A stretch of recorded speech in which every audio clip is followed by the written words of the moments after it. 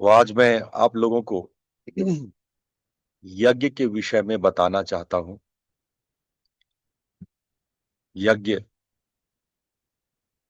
जो हमारे जीवन का एक इम्पोर्टेंट पक्ष है।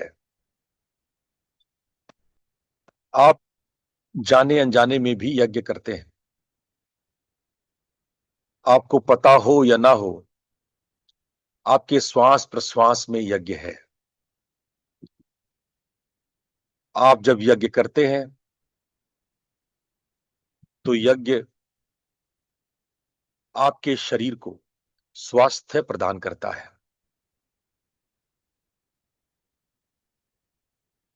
ये न केवल हमारे जीवन का आधार है, बल्कि यज्ञ संपूर्ण सृष्टि का आधार है। ऋग्वेद में कहा गया है कि जैन यज्ञमंतस यज्ञमन यज्ञमयजंतः देवाः। आज हम लोग इस यज्ञमय जंत देव को समझने की कोशिश करेंगे, इसके विज्ञान को समझेंगे। यज्ञ यज धातु से बना है। यज धातु संस्कृत एक ऐसा अद्भुत लैंग्वेज है जो अपने शब्दों में अपना ज्ञान निहित रखता है। संस्कृत के शब्द उस शब्द के जो अर्थ है उसको बता देते हैं।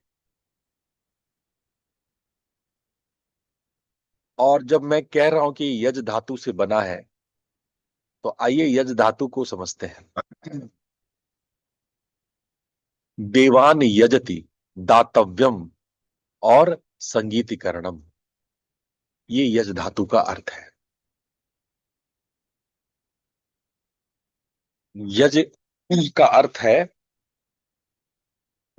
दान करना, देना, द गिविंग एटीट्यूड।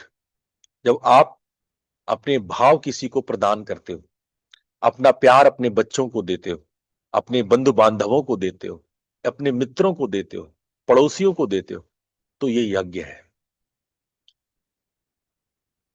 जब आप के अंदर दैवीय प्रतिभा का, डिवाइन क्षमता का, देवीय गुणों का विकास होता है, तो ये यज्ञ है। दैवीय गुण क्या है? आपके अंदर में जो अच्छाई है, जो अच्छे गुण है, जो मैनर्स है, ये सारे दैवीय गुण हैं। गीता के 18वें अध्याय में इसकी बड़ी लिस्ट है। जब आप दैवीय गुणों को आत्मसात करते हैं तो ये यज्ञ है।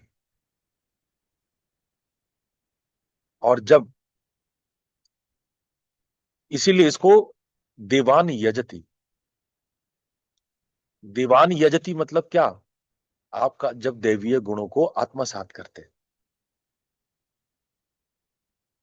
जब आप दान करते हैं।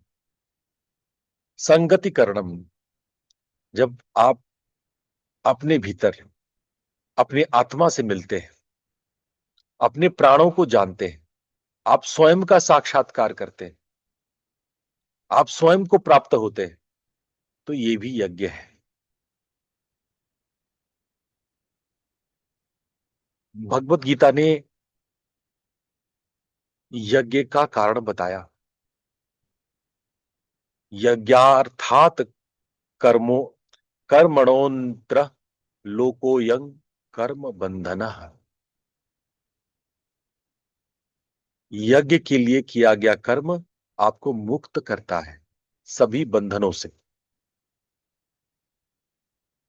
शतपथ ब्राह्मणों में, वेदों का एक पाठ है शतपथ ब्राह्मण। यज्ञो वै विष्णु, यज्ञ को विष्णु कहा गया जो सर्वव्यापी शक्ति है। यज्ञ को सृष्टि का प्रतीक कहा गया। यज्ञ को नियमित कहा गया, नियमित चक्र कहा गया। यज्ञ को विष्णु का सुदर्शन कहा गया।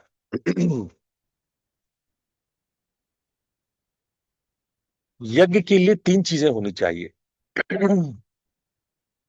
हवन कुंड, संविधा, और तीसरा चीज है अग्नि और मंत्र। हवन कुंड कहते हैं पात्र को। पात्र आपका शरीर हो सकता है, पात्र आपका हृदय हो सकता है, पात्र ये पर्यावरण हो सकता है, पात्र वातावरण हो सकता है, पात्र प्रकृति हो सकती है। संविधा क्या है? संविधा आपकी भावनाएं हैं। संविधा क्या है? संविधा वो द्रव्य है जो सुगंधि पैदा करता है, जो अग्नि में हविष होने से सुगंधि को उत्पन्न करे, उसे संविधा कहते हैं। ये वो सामग्री है जो आपके भीतर के दैवीय अच्छे गुणों को, गुड मैनर्स को बाहर एक्सपांड करता है, उसको संविधा कहते हैं। और तीसरा पार्ट आता है अग्नि, जो रूपांतरित करे वो अग्नि है। अग्नि रूपांतरित करता है, अग्नि आपको बदल देता है, वो उपकरण है जिसमें आपके भीतर में बदलाव आता है। 5 प्रकार के महायज्ञ होते हैं, इसको पंच यज्ञ कहा जाता है।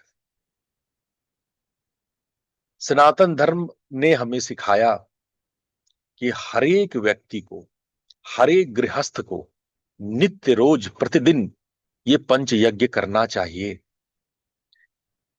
कल हम गृहस्थ के विषय में बता रहे थे आपको, और मैंने बताया था कि मैं गृहस्थ का जो मूल आधार है यज्ञ, वो आज के दिन बताऊंगा। गृहस्थ जीवन का जो मूल आधार है वो है पंच यज्ञ, जिसको कहते हैं देव यज्ञ, पितृ यज्ञ, भूत यज्ञ, मनुष्य यज्ञ और ब्रह्म यज्ञ।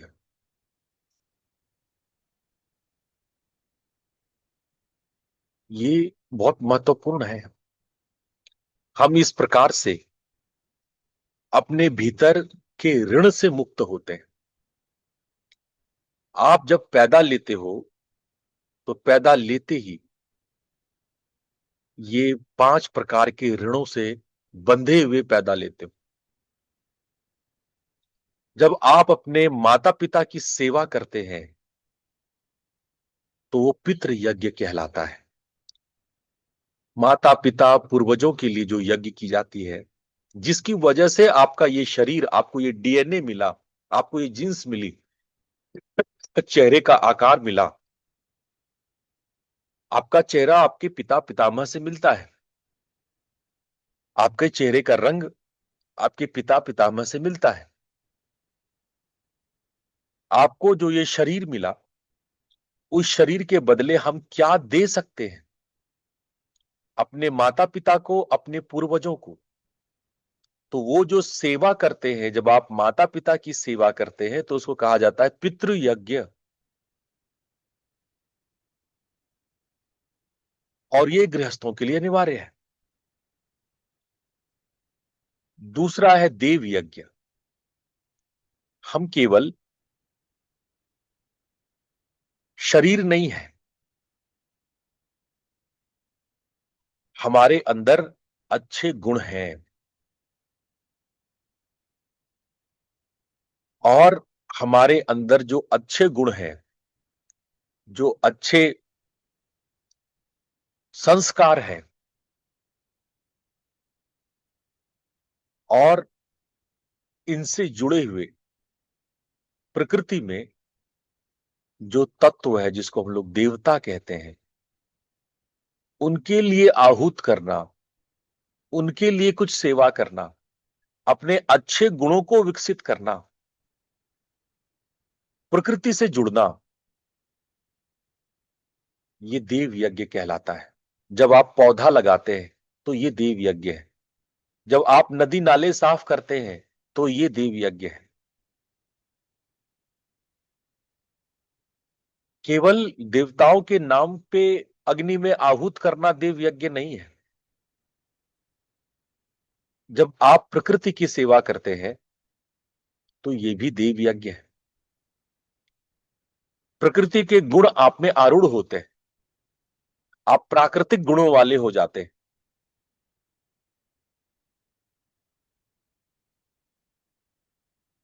तीसरा ऋण है ऋषि ऋण, जिसको हम लोग मनुष्य यज्ञ द्वारा पूर्ण करते हैं। इसको ऋषि यज्ञ या मनुष्य यज्ञ भी कहते हैं। आज हम लोग जिस सनातन धर्म की बात कर रहे हैं उसके लिए ऋषियों ने महान शोध और प्रयोग किया है। जीवन के अध्यात्म की दिशा को, हमारे अनेकानेक पंथों और धर्मों को उत्पन्न कराने वाले, ज्ञान कराने वाले हमारे वो ऋषि सत्ता, जो संस्कारों के मूल कारण है, जो हमारे अंदर संस्कारों का विनियोग किया, जो इन्वायरमेंट में वो ऋषि तत्व फैले हुए हैं, उन ऋषियों के लिए, उन महान मनुष्यों के लिए जब हम यज्ञ करते हैं तो वो ऋषि यज्ञ या ऋषि ऋण को पूरा करते हैं। हम कैसे करते हैं? जब आप गुरु का सम्मान करते हैं, गुरु का रेस्पेक्ट करते हैं, तो वो ऋषि यज्ञ होता है। जब आप महान विभूतियों को, ऋषियों को याद करके उनके पुस्तकों का स्वाध्याय करते हैं, उनके शास्त्रों को पढ़ते हैं, उनके ज्ञान विज्ञान से अभिभूत होते हैं, तो वो है ऋषि यज्ञ। तो एक गृहस्थ को ये यज्ञ करने चाहिए। हम ऋषि ऋण के साथ पैदा लेते हैं, हम पितृ ऋण के साथ पैदा लेते हैं, हम देव ऋण के साथ पैदा लेते हैं। इसके अलावे दो और ऋण हैं। ये जो चराचर महाभूत है, पृथ्वी, जल, अग्नि, वायु, आकाश, और इसमें रहने वाले थलचर, जलचर और नभचर, यानी जमीन में रहने वाले प्राणी, जल में रहने वाले प्राणी और वायु में रहने वाले प्राणी। इन सभी प्राणियों के प्रति जो आप सेवा करते हैं, यहां पे हम प्राणियों की सेवा कर रहे हैं। जब आप कुत्ते को रोटी देते हैं, गाय को खाना खिलाते हैं, चिड़ियों के लिए दाना डालते हैं, मछलियों के लिए चारा छोड़ते हैं, तो इसे कहते हैं भूत यज्ञ। इसको क्या कहते हैं? इसको कहते हैं भूत यज्ञ। जब पहले परंपराएं थी कि हम लोग छत पे कुछ चावल के दाने, अन्न के दाने छोड़ देते थे। आपने अपने बड़े बुजुर्गों को देखा होगा, वो थाली में खाते समय पहला कोर निकाल कर बाहर कर देते हैं। पहला कोर बनाते हैं, रोटी का टुकड़ा, सब्जी का टुकड़ा निकाल करके उसको थाली से बाहर छोड़ देते हैं। ये क्या है? यही है भूत यज्ञ। क्या करते हो उसका? उसको जाके गाय को खिला देते हो या ऊपर छत पे छोड़ देते हैं। उसको फेंकते नहीं है, उसको कचरे में नहीं डालते हैं, उसको छत पे छोड़ देते हैं, उसको कहीं बाहर छोड़ देते हैं। पहला अन्न स्वयं नहीं खाते। पहला अन्न है वो चराचर, नभचर, थलचर और जलचर जीवों के लिए। ये है हमारे संस्कार, इसे कहते हैं भूत यज्ञ।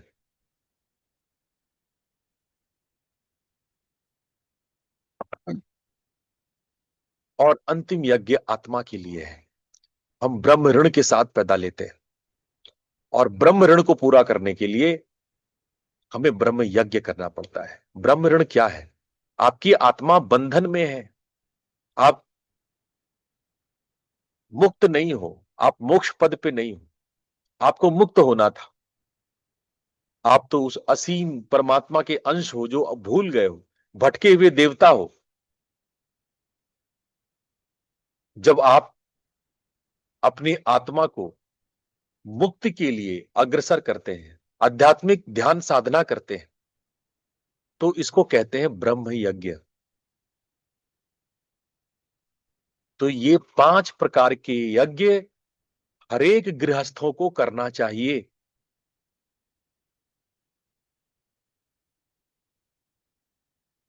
आ रही बात समझ में? किसी को नहीं आ रही है पूछ लो, ये पांचों यज्ञ लिख लो, ये सबको करना है। अच्छे गृहस्थों में सबको ये यज्ञ करना है। आप पितृ यज्ञ करें, देव यज्ञ करें, ऋषि या मनुष्य यज्ञ करें, भूत यज्ञ करें और ब्रह्म यज्ञ करें, ये प्रत्येक गृहस्थों का नित्य कर्तव्य होना चाहिए।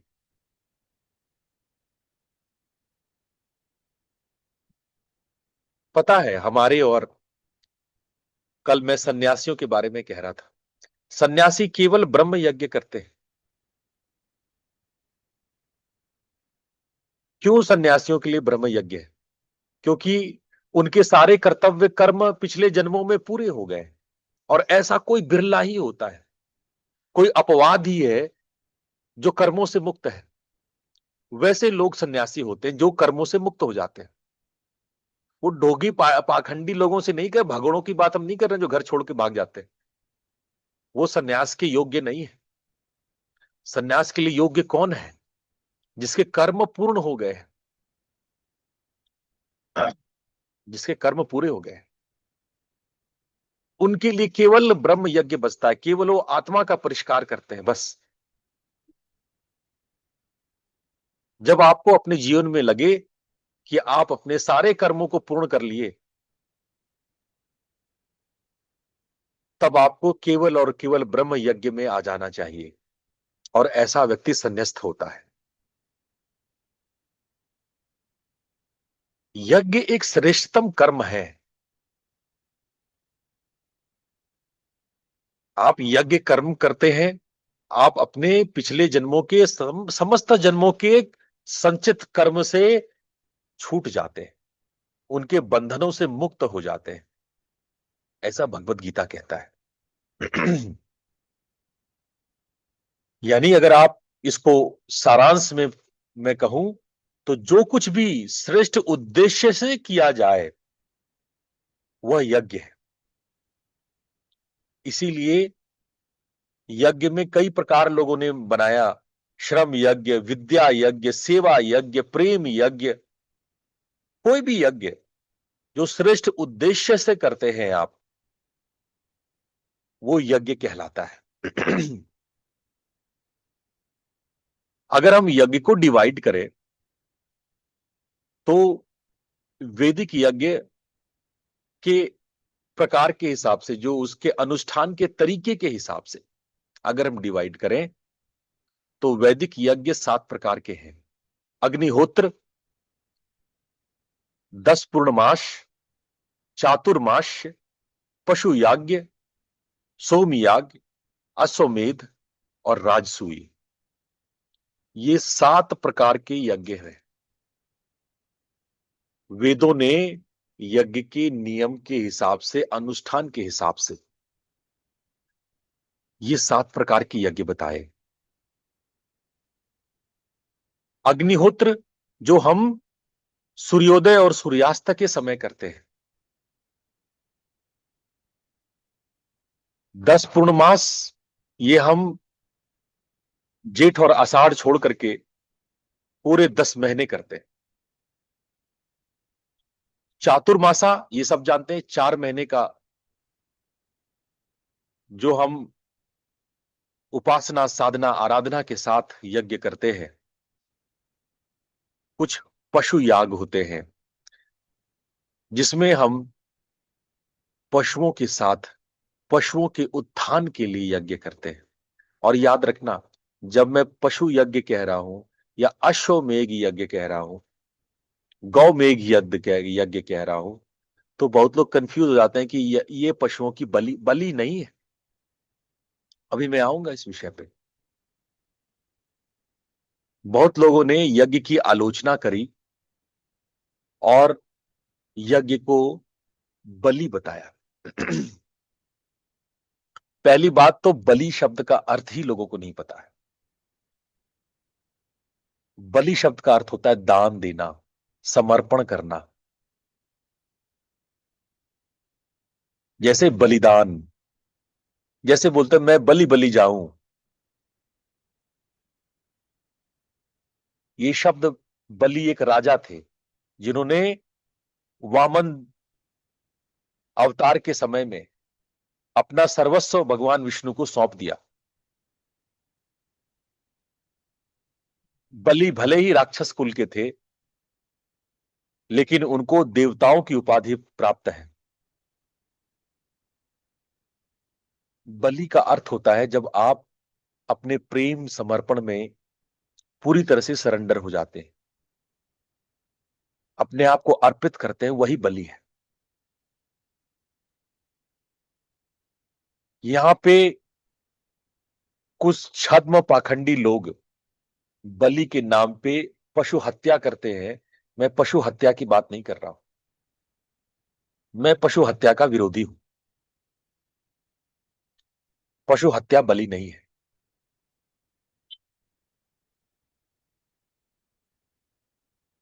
दूसरा आप आए ज्ञान यज्ञ। श्रेयान द्रव्यमयादयात यज्ञात, जो श्रेष्ठता को प्राप्त कराए। आपका स्वाध्याय, अभी आप सत्संग कर रहे हैं ना, सुन रहे हो ना, ये भी यज्ञ है। जो आप अच्छे वचनों को, शास्त्र के वचनों को, जो सत्य के वचनों को, गुरु के वचनों को जो सुन रहे हो ना, ये भी आप यज्ञ कर रहे हो। आप कह सकते हो लोगों को कि रोज सुबह हम 6 बजे यज्ञ करते हैं, और वो है ज्ञान यज्ञ। जब आप ध्यान करते हो, आत्म अन्वेषण करते हो, ये सब ज्ञान यज्ञ है। इसको द्रव्य में जो आप अग्नि में आहूत करते हो, उससे श्रेष्ठ माना गया है। जो अग्नि में समिधा डाल करके आप यज्ञ करते हो, उससे बेहतर है कि आप सत्संग करो।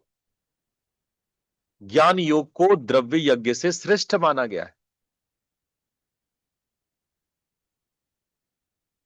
कर्म यज्ञ जैसा नाम है, जब आप उत्तम कर्म को करते हैं, अच्छे कार्य को करते हैं, श्रम करते हैं, सेवा करते हैं, उत्पादन करते हैं, समाज के लिए जरूरी चीजों को के लिए कर्म करते हैं। भगवत गीता में सारी बातें लिखी, मैंने रेफरेंस आपको यहां पे दिया हुआ है, आप देख सकते हैं, स्क्रीन पे रेफरेंस है। भगवत गीता में 8 प्रकार के यज्ञ मूल रूप से बताए गए हैं। द्रव्य यज्ञ, तप यज्ञ, योग यज्ञ, स्वाध्याय यज्ञ, प्राण यज्ञ, प्राणायाम यज्ञ, नियताहार यज्ञ, ज्ञान यज्ञ, प्रत्याहार यज्ञ, ये सब बताए यज्ञ बताई गई है। आप नियम से आहार लेते हैं, वो भी यज्ञ है। प्राण का अपान वायु से मिलना, जब श्वास लेते और छोड़ते, प्राण का अपान से जब मिलान करते हैं, उस मिलन बिंदु पर ध्यान करना भी यज्ञ है। लेकिन फिर भी आज मैं आप लोगों को एक घरेलू यज्ञ जिसको कहते हैं अग्निहोत्र, उसके विषय में बताऊंगा। मैं आप लोग को देव यज्ञ आज तो नहीं बता पाऊंगा, समय कम है, पर अग्निहोत्र के विषय में बताऊंगा। भूत यज्ञ तो बड़ा सरल है। सब लोग जो पशु पक्षियों के लिए दाना चारा छोड़ते हैं, चींटियों के लिए, मछलियों के लिए, पक्षियों के लिए, हलचर जलचर दमचर, इन तीनों के लिए 3 आहार छोड़ा जाता है।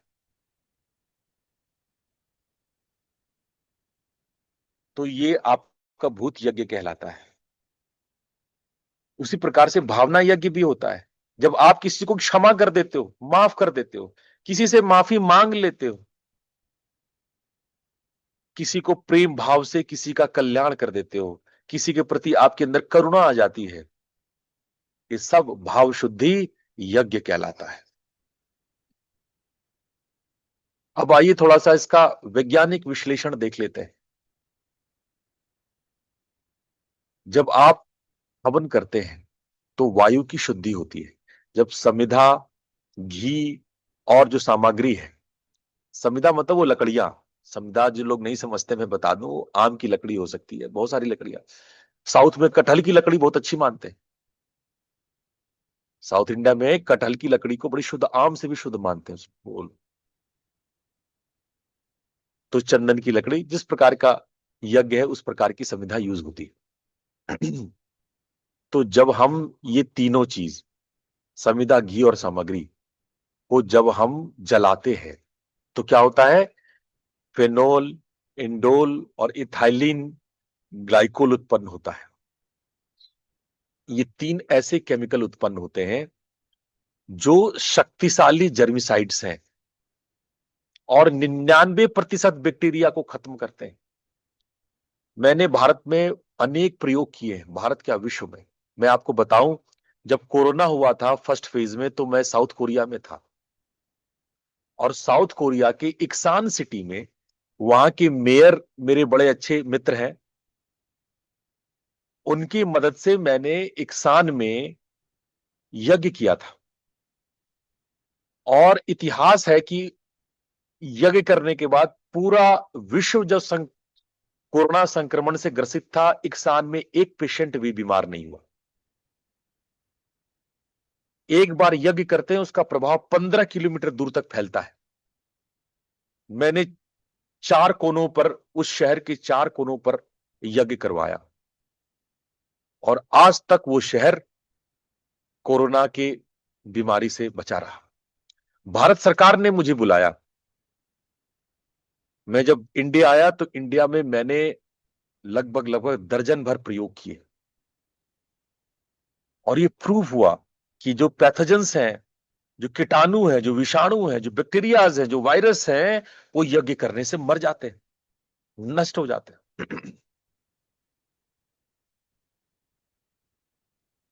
ऑस्ट्रिया में जहां मैंने पोस्ट डॉक्टरल स्टडीज किए हैं, उस पर डॉक्टर मोनिका कोच मेरे बहुत अच्छी परिचित है, वो मेरे साथ उनके कई प्रयोग रहे हैं। उन्होंने वियन्ना में अग्निहोत्र के स्मोक से बैक्टीरिया कैसे कम होती है उस पर भारी रिसर्च किया और देखा 30 मिनट के अंदर बैक्टीरिया काउंट में 94% की कमी आ जाती है। एयर क्वालिटी सिग्निफिकेंटली इंप्रूव्ड हो जाता है। डीआरडीओ में इसके शोध हुए हैं। 2016 में हुआ, 2012 में हुआ, 8 में हुआ। जो घी का धुआं है वो एटमॉस्फेरिक नाइट्रस ऑक्साइड से मिलकर के एमिनो एसिड्स बनाता है और ये एमिनो एसिड्स मिट्टी की उर्वरता को बढ़ाती है। अब गीता में लिखा है यज्ञ से बारिश होती है। बहुत लोग पूछते हैं कि वास्तव में बारिश यज्ञ से होती है? बारिश पर्यावरण वैसे भी करती है, लेकिन यदि आप यज्ञ करते हैं, इसके एक दो नहीं, कम से कम 53-54 रिसर्च हुआ है इस पर, बड़े रिसर्च हुए कि आप वातावरण का आप आयनिक स्ट्रक्चर चेंज कर देते। जो नमी है वो इलेक्ट्रोलाइटिक टेंडेंसीज डेवलप करती है जिससे कि क्लाउड्स आकर्षित होते हैं, बारिश होती है। ये गीता में यूं ही नहीं कहा गया कि यज्ञ से बारिश होती है। जहां अकाल पड़ता है लोग यज्ञ करा के बारिश कराते, ऐसे भी प्रूफ्स हमारे पास है। ऐसे अभी भी बहुत लोग हैं जो यज्ञ करा के बारिश करा देते। जहां बाढ़ आ रही है यज्ञ करा करके बारिश रोक देते। ऐसे लोग हैं, जीवित हैं, काम हो रहा है इस पे। विज्ञान साइंस जुड़ी हुई है इसमें। आप लोग अंधेरे में मत रहना कि सब कुछ नहीं हो रहा है। बड़े लेवल पे काम हो रहे हैं, बड़े बड़े संगठन लगे हुए हैं इस काम में। जब आप वैदिक मंत्र का अग्नि के साथ उच्चारण करते हैं, पता है, जब आप यज्ञ का, हमारे वेदों में, ऋग्वेद में है कि सूर्य उसको सहस्रों गुना, जब हम यज्ञ करते हैं तो अग्नि ऊपर की ओर उठती है और मंत्र बाहर की तरफ फैलता है और सूर्य की ऊर्जा से वो रिफ्लेक्ट होकर के हजारों गुना ज्यादा रिफ्लेक्ट होकर के वो वापस हमारी ओर आता है, वो ऊर्जा रूप में आता है। और इस वाइब्रेशन से जो सूर्य वापस प्रतिक्रिया करता है हमारे ऊपर, उससे हमारी एनर्जी फील्ड में मेजरेबल सिग्निफिकेंट इंक्रीज होता है, इन्वायरमेंट में पॉजिटिव वाइब्रेशंस पैदा होता है। अगर हम पीपल के, आम के लकड़ियों की समिधा बना करके, घी लगा करके जब हम उसको जलाते हैं तो अल्ट्रावायलेट फोटोन एमिशन होता है, जो कि कई प्रकार की बीमारियां, जैसा मैंने पहले बताया, ट्यूबरक्लोसिस पे तो हर हाल पे बहुत बड़े बड़े प्रयोग हुए हैं, दमा की बीमारी, फेफड़ों की बीमारी। लोग कहते हैं धुआं से तो साहब फेफड़ों की बीमारी बढ़ेगी। ये ऐसा धुआं है जो आपकी फेफड़ों की बीमारी घटा देती है, नष्ट कर देती है। ये यज्ञ का धुआं कैसे काम करता है?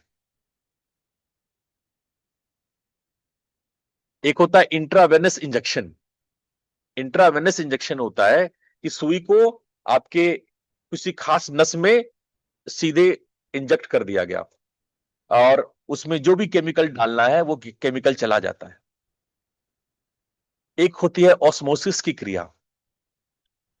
ऑस्मोसिस की क्रिया वो होती है कि उसमें इंजेक्ट नहीं किया जाता है, इंट्रावेनस इंजेक्शन नहीं होता है, उसमें त्वचा अपने आप सोख लेती है उसको। जैसे आप सिगरेट पीते हैं, सिगरेट का धुआं जब फेफड़े में जाता है तो फेफड़े के जो अ, बहुत छोटे छोटे कैपिलरीज होते हैं वो उस धुएं को सोख लेता है, उसके निकोटीन को अपने खून में ले लेता है। उसी तरह जब आप यज्ञ का धुआं अपने अंदर लेते हैं, नाक से फेफड़े में लेते हैं, तो बहुत छोटे छोटे कैपिलरीज होते हैं, वो आपके उस धुएं को ऑस्मोसिस क्रिया के द्वारा वो अपने अंदर सीधे सीधे खून में उतार लेते हैं। और इस पे एक दो रिसर्च नहीं हुआ है, सैकड़ों की संख्या में रिसर्च है इस पे कि कैसे आपके ब्लड क्वालिटी को चेंज कर देता है एक बार आप हवन करते हैं। बहुत लोग इम्प्योर ब्लड से परेशान है और उसका सीधा तरीका है यज्ञ। और तो और, जो यज्ञ से बचा हुआ जो राख होता है ना बच्चों, राख को हमारे विज्ञान ने इतना सराहा है कि इसको नैनो पार्टिकल कहते हैं। They called it like as a nano particle, they are nano particles. जो ये भस्म है, ये इतना शक्तिशाली है कि न केवल ये आपके जमीन की एसिडिटी को कम करता है, उसकी अल्कलाइन नेचर को बढ़ाता है, इसके अंदर में हैवी मेटल को एब्जॉर्ब करने की क्षमता है। ये आपके जमीन के भीतर ग्राउंड वाटर को प्यूरिफाई करता है। जहां जहां जिन जिन गांवों में हवन होता है आप देखेंगे उन गांव की फसल बेहतरीन हो जाती है। और ये रिसर्च में प्रूव हुआ है, बिहार एग्री रिसर्च में ये प्रूव किया गया कि फसलों की क्वालिटी में और क्वांटिटी में 20 गुना वृद्धि हुई और जहां जहां हवन कराए गए। ये भस्म को हम सर में लगाते हैं, गले में लगाते हैं, हाथ में लगाते हैं। हम भस्म को हाथ में गले में क्यों लगाते हैं? भगवान शिव क्यों भस्म को अपने पूरे शरीर में धारण करते हैं?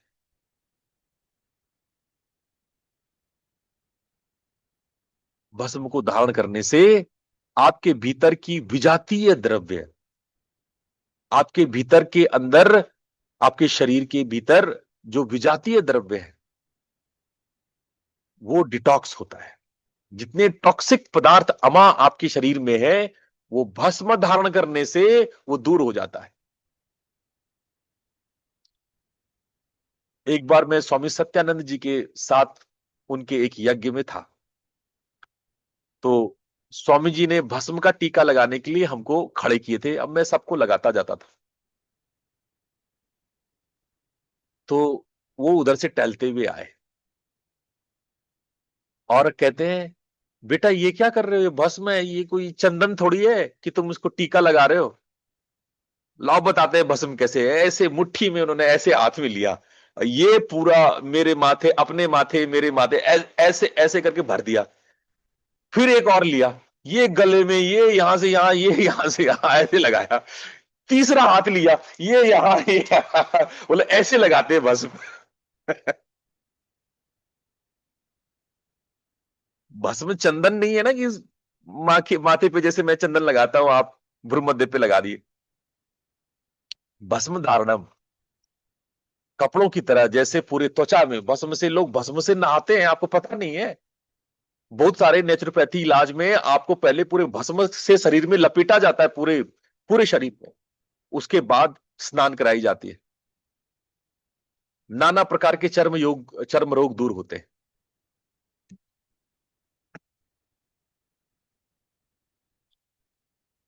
तो लकड़ी हम लोग कई प्रकार के अलग अलग औषधीय गुण वाला, अलग अलग यज्ञ के प्रयोजन के हिसाब से हम यूज करते हैं। जैसे आम है, आम की लकड़ी की में मेथाइल ग्लाइकोल होता है, और नीम में निम्बिन नाम का एंटी बैक्टीरियल तत्व होता है। घी, घी को आप हल्के मत लीजिए। घी, और उसमें भी गाय का घी, उसको सर्वश्रेष्ठ माना गया है। जब आप स्वाहा के साथ उसका उच्चारण करते हुए जब घी को हवन में डालते हैं तो एयर प्यूरिफाई होता है। जो उसका वोलेटाइल फैटी एसिड्स है, वो आपके लंग को हील करता है, वो आपके भीतर फॉस्फोलिपिड्स को उत्पन्न करता है। तो इसलिए घी का, किसी ने पिछले कुछ दिन पहले पूछा था घी का दिया क्यों जलाते हैं।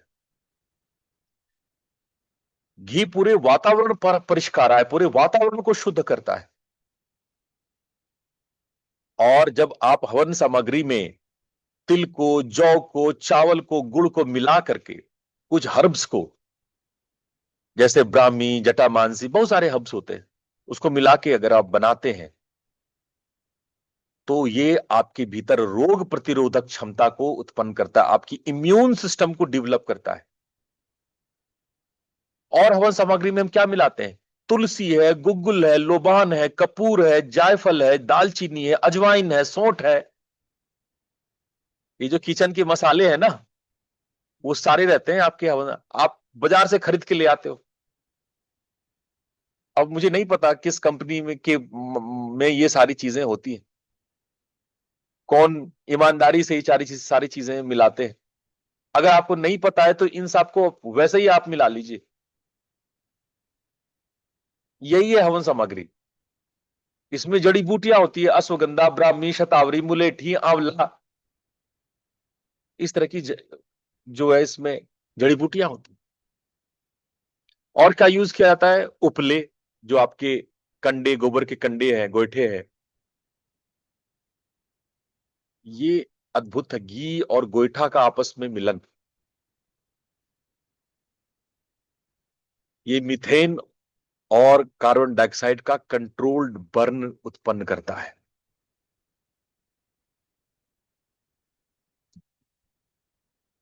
अब थोड़ा सा मैं अग्निहोत्र को बता दूं। अग्निहोत्र, जिसका मतलब कि सुबह के और शाम के दोनों सूर्योदय सूर्यास्त के समय में जब आप अग्नि में होत्र करते, अग्नि में आहुति देते, देखो 2 मिनट पहले ही जला लो। क्या करो, छोटा सा कंडा ले लो, उसमें घी लगा लो, घी डाल दो, थोड़ा कपूर मीज दो, उसमें थोड़ा कपूर लगा लो, और अग्नि अग्नि लगा लो उसमें, सूर्योदय के 2 मिनट पहले। और सूर्योदय जब हो जाए तो आज जो हमने 7 मंत्र आप लोग को बताए, क्या 7 मंत्र आप लोग कराया था? ओम प्रजापतये स्वाहा, इदम प्रजापते इदम नमः। ये इदम नमः कि ये सब कुछ प्रजापति का है, मेरा नहीं है। इदम नमः ये मेरा नहीं है। इदम नमः का मतलब होता है ये मेरा नहीं है, ये मेरा, ये सब कुछ प्रजापति का है। ये जो अन्न चढ़ा रहा हूं, ये जल चढ़ा रहा हूं, ये जो मैं आहुति दे रहा हूं, ये मेरा नहीं है, ये प्रजापति के लिए है। समझ रहे हो, इसीलिए इदम न मम को बोला जाता है। तो ओम प्रजापतये स्वाहा इंद्राय स्वाहा, लिखते जाओ, इंद्राय स्वाहा, अग्नये स्वाहा, सोमाय स्वाहा, भूः स्वाहा, भुवः स्वाहा, स्वाहा स्वाहा। ये 7 मंत्र है, और 7 मंत्र के आगे में इदम नवम जरूर जोड़ना। ओम प्रजापतये स्वाहा, इदम प्रजापते इदम न मम, ओम इंद्राय स्वाहा, इदम इंद्राय इदम न मम, ओम अग्नये स्वाहा, इदम अग्नये इदम न मम, ओम सोमाय स्वाहा, इदम सोमाय इदम न मम, ओम भू स्वाहा। अब यहां याद रखना, जब भू स्वाहा बोलेंगे, भू मतलब ये पृथ्वी, तो पृथ्वी किससे बना है? अग्नि से बना है। तो हम लोग कहेंगे कि ये सब अग्नि है, मैं नहीं हूं। तो यहां पे क्या बोलते हैं? इदम अग्नये इदम न मम। भू जब स्वाहा करते हैं तो हम अग्नि को बोलते हैं, कि क्योंकि भू जो पृथ्वी है वो अग्नि है। अच्छा ये देखो, आज साइंस ने खोज लिया कि पृथ्वी पृथ्वी बनने से पहले अग्नि का गोला था। ये मानते हैं ना साइंस में, आप लोग स्कूलों में पढ़े हैं ना, साइंस ये मानता है कि पृथ्वी अग्नि का गोला था। यही बात तो ये यज्ञ भी कह रहा है, और हजारों साल से ऋषि कह रहे हैं कि ओम भू स्वाहा इदम अग्नये इदम न मम। ये अग्नि है, ये जो पृथ्वी है वो क्या है? वो अग्नि है। ओम भुवः स्वा, भुवः क्या है? भुवः वायु है। इदम वायवे इदम न मम, फिर अंतिम है ओम स्वाहा स्वाहा, इदम सूर्याय इदम न मम। स्वाहा क्या है? सूर्याय, सूर्य है। तो जब हम इन 7 मंत्रों का उच्चारण, हम लोग कहीं भी, छत पे बैठ जाइए, बगीचे में बैठ जाइए, बालकनी में कर लीजिए, कहीं भी क्या करना? चावल, 7 चावल का दाना, चावल है तो बेस्ट है, थोड़ा चावल और थोड़ा घी मिला करके स्वाहा कर देना। अगर आप लोग उसमें तिल डालना चाहते तो कोई बात नहीं, तिल डाल दो। अगर आपको लगता है कि आपके ऊपर कोई तंत्र मंत्र हुआ है, आपका एनर्जी नेगेटिव है, तो उसमें थोड़ा तिल डाल दो, थोड़ा लौंग डाल दो, है ना, तब स्वाहा कर लो। तो अगर ये आप, अगर सूर्योदय सूर्यास्त के समय में कर लिए, चावल अक्षत मूल है, अक्षत कुछ ना हो तो अक्षत तो इंपॉर्टेंट है, चावल का दाना जो, तो क्या है, आपका घर का वायु 94% जो है शुद्ध हो जाएगा, मन में शांति, तनाव कम, नींद बेहतर आएगा, जो इलेक्ट्रॉन मैग्नेटिक रेडिएशन है वो न्यूट्रलाइज होता है। पौधों, आपके गमलों में देखेंगे आपके पौधे खूब बढ़िया तीव्र वृद्धि हो जाएगी। आपके जल और मिट्टी को शुद्ध करता है, मानसिक रोग, डिप्रेशन, स्ट्रेस, इन सब के लिए बहुत काम का है ये। घर में एक सकारात्मक ऊर्जा, घर का वातावरण परिष्कृत हो जाता है। और अब तो ऑस्ट्रिया, पोलैंड में ये इतना विकसित हो गया है कि बहुत सारे यूरोपीय कंट्रीज में ये अग्निहोत्र बहुत जबरदस्त चलता है। मैं धन्यवाद देता हूं महेश्वरानंद जी महाराज को, जो उन्होंने ऑस्ट्रेलिया और पोलैंड में जाकर के अग्निहोत्र को घर घर पहुंचाया। तो मैंने आपको अग्निहोत्र की संपूर्ण विधि बता दी है, ठीक है। और आपको क्या करना है, सामग्री ले लीजिए, सामग्री में कुछ नहीं, गाय, ये सब कुछ मैंने आपको बता दिया है, ये आप कर लेना, मंत्र भी आपको बता दिया है। और इस पर बहुत सारे रिसर्चेज हुए हैं, अब समय नहीं है, वरना मैं आप लोग को इन रिसर्च के बारे में डिटेल में बताता कि निमहंस में क्या रिसर्च हुआ, पोलैंड में, ऑस्ट्रिया में क्या रिसर्च हुआ, आईआईटी मुंबई ने, और अब तो आईआईटी कानपुर ने और आईआईटी दिल्ली में भी बहुत सारे रिसर्चेज आ गए, भर की रिसर्चेज, मतलब ये ऐसा क्षेत्र है जिसमें रिसर्चों की कोई कमी नहीं है। और आज से नहीं हो रहा, 200 साल से रिसर्च हो रहा है। यूरोप में, अमेरिका में, इंडिया में भर भर की रिसर्चेज है, कोई नई चीज नहीं है। यज्ञ से उपचार भी होता है। जब आप कुछ खास खास प्रकार का जो आप औषधि यूज करते हैं, जो हवन सामग्री में डालते हैं, उससे आपके ऑस्मोसिस की क्रिया के द्वारा जो नैनो पार्टिकल है वो आपके भीतर जाता है। ठीक है। जब आप इनहेलेशन करते हैं तो वो इनहेल करके आपके खून में जाके मिल जाता सीधा, ऑस्मोसिस क्रिया के द्वारा ये नैनो पार्टिकल सीधे इंजेक्ट हो जाता है। जैसे मान लो आईवी इंजेक्शन हो, उस टाइप का ये काम करता, फास्ट डिलीवरी करता है ये, और कोई साइड इफेक्ट नहीं है। आपका मन, आपका शरीर, आपका प्राण इसे संतुलित होता है। आप क्या प्रकृति से लेते हो उससे कहीं ज्यादा प्रकृति को दे देते हो। हमने बताया था कि यज्ञ का मतलब देना, टू गिव। आप प्रकृति को लौटाते हो, देते हो। इसीलिए गीता में कहा गया जो यज्ञ नहीं करता वो चोर है। क्यों बोलते हैं जो यज्ञ नहीं करता? भाई आप प्रकृति से लेते हो, लौटाते नहीं हो कुछ। जब आप किसी से लोगे और नहीं लौटाओगे तो तुम आपको क्या बोलेगा? चोरी बोलेगा ना।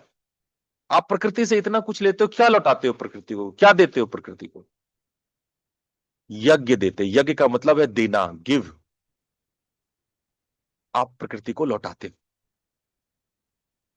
और इसीलिए ऋतान्वेषी में मैंने सबको बहुत बारीकी से समझाया कि बेटा यज्ञ करो घर में। यही ऋत का अन्वेषण है, यही ऋतान्वेषी है। प्रकृति से जुड़ना, बैक टू नेचर, यही ऋतान्वेषी है। और लाभ देखो ना, आप श्वास के जितने भी रोग हैं, अस्थमा है, साइनस है, मन के जितने रोग हैं, एंजाइटी है, डिप्रेशन है, त्वचा रोग है, डायबिटीज, इस पे डायबिटिक के प्रयोग चल रहे हैं। जिनको डायबिटीज है वो सतर्क हो जाना। यज्ञ का डायबिटीज पे बहुत जबरदस्त प्रभाव देखा गया है। आपके ब्लड प्रेशर पे, आपके टॉक्सिक बॉडी पे, आपके मोटापे पे, इस पे इफेक्ट देखा गया है। डॉक्टर हरनाम सिंह, इन्होंने बहुत सारे शोध किए आगरा में, और डॉक्टर साहब ने देखा कि इससे ट्यूबरक्लोसिस में या फेफड़ों की बीमारियों में 70% से ज्यादा इसका इफेक्ट पड़ रहा है। जो हमारे अंदर एंटीबायोटिक रेसिस्टेंस बैक्टीरिया है वो बढ़ रहे हैं।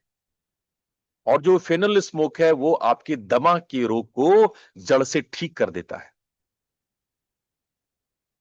तो यदि आप, अगर पराशर भाई साहब सुन रहे हो तो आप जी इस बात नोट डाउन। ठीक है तुलसी, जी। तुलसी, अजवाइन, कपूर, गुग्गल, पुदीना और नीलगिरी, लिख लीजिए पराशर एक जी। मिनट। जी जी बोलिए। प्रतिदिन 15 मिनट इसको हवन करें और उसका धुआं अपने नाक से लें। तो दोबारा बोले पूछा जाए। ये स्क्रीन पे है, तुलसी, अजवाइन, कपूर, गुग्गल, पुदीना और नीलगिरी। ठीक है जी। जिन लोगों को स्ट्रेस रहता है, एंजाइटी रहता है, डिप्रेशन रहता है, ब्राह्मी, शंख पुष्पी, जटामांसी, लौंग, इलायची, ये सब बाजार में मिल जाएगा,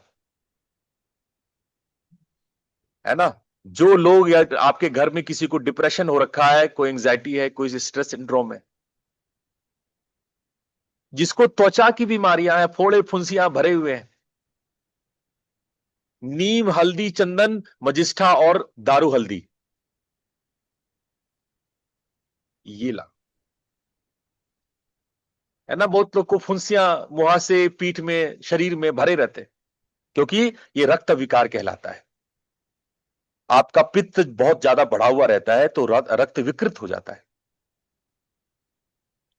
मधुमेह वाले भी सुन लो, मेथी, करेला, जामुन पत्ती, विजयसार और गुड़मार, लिख लो। ये वाला जो पेज है इसको फोटो खींच लो, इस पेज का, इस पेज का फोटो खींच लो। तो मेथी, करेला, जामुन पत्ती, विजयसार और गुड़मार, इसको हवन करना हृदय रोग वाले, जिनको हार्ट डिजीज है, ब्लड प्रेशर है, अर्जुन छाल, पुनर्नवा, अश्वगंधा और मुलेठी। और जिसकी इम्यून कमजोर है, ये तो अब लगभग मान के लो हर दूसरा आदमी का इम्यून सिस्टम कमजोर हो चुका है, हर दूसरे आदमी का। तुलसी, आंवला, अश्वगंधा, गिलोय और हल्दी।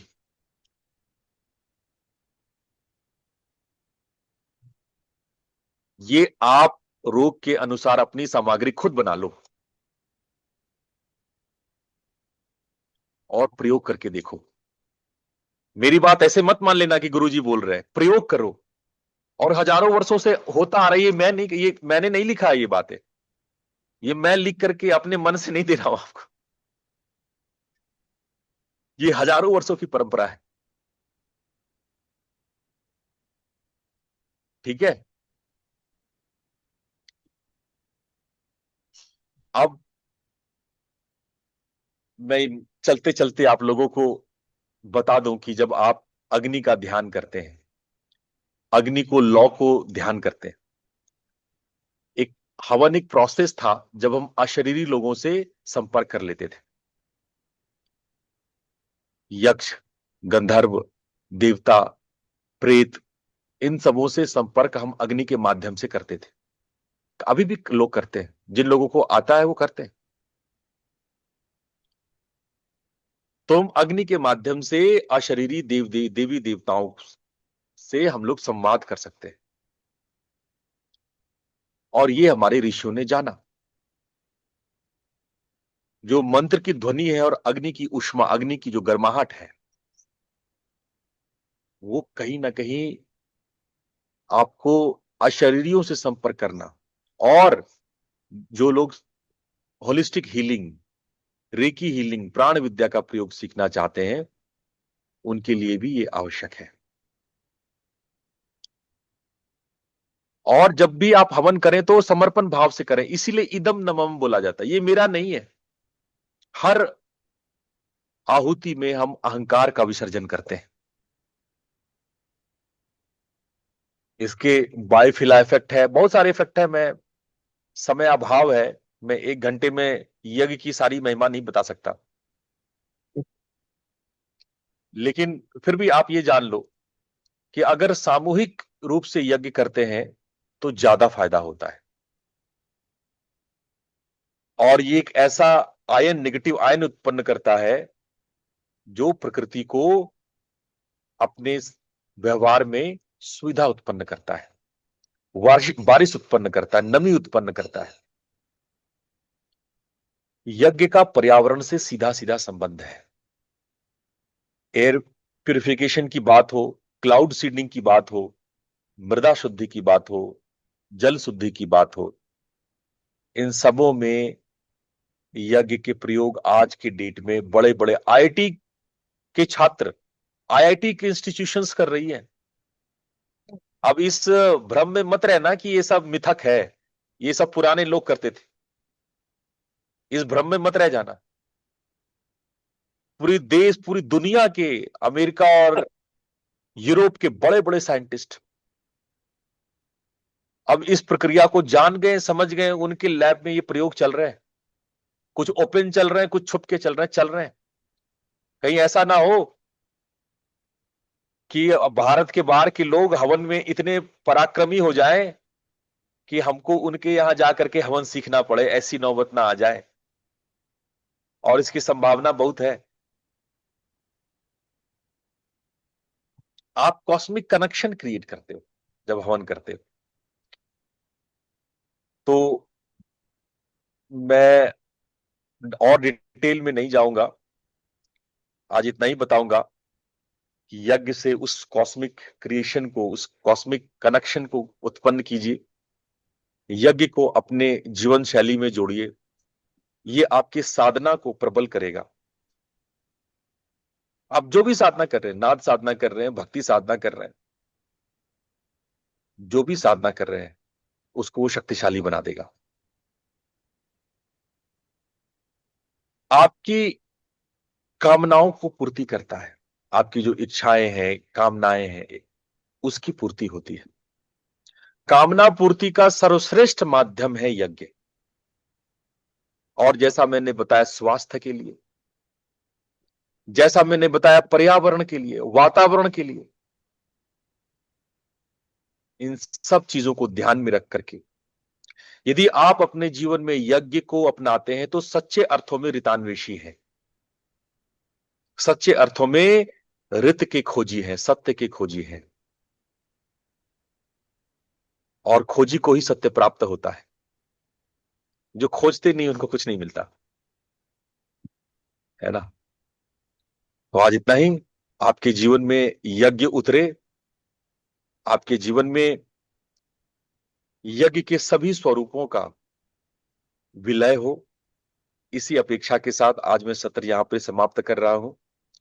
कल फिर एक नए विषय के साथ जो आपकी साधना को संबल करे, आपके दृष्टा भाव को संबल करे, आपके आध्यात्मिकता को उत्पन्न परिणत करे। इसके साथ कल सुबह फिर 6 बजे मिलेंगे। आप सबको प्रणाम। प्रणाम गुरु जी। प्रणाम गुरु जी। प्रणाम प्रणाम गुरु जी। धन्यवाद।